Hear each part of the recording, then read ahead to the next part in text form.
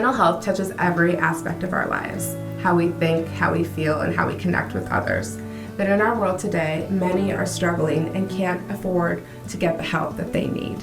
Earlier this year, Webster Gardens partnered with CrossRoads Counseling to be able to refer members of the community to their care and offer counseling right here on our Webster Gardens campus. This year, through our Giving Tree collection, we are going to help households by supporting them with counseling scholarships with CrossRoads Counseling Services, an amazing ministry that's happening here in St. Louis that is helping people in the darkest of seasons. CrossRoads exists to do three really beautiful things. First, to restore emotional health. Secondly, to rebuild relationships.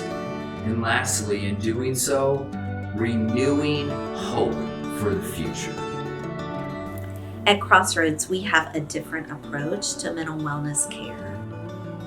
The secret in the world of mental health that no one really talks about is that often the people who have the most complex problems, they are often matched with people based on fee, not based on experience. And so at CrossRoads, we raise funds for counseling scholarships that allow us to match people based on who they need to see, the right match. And we take a lot of factors into consideration, cultural factors, areas of expertise. But if you don't have the money to afford counseling, but you really need to see the 30-year counselor who has a PhD, we are able to match you with that person who can help you heal because of the Counseling Scholarship Fund.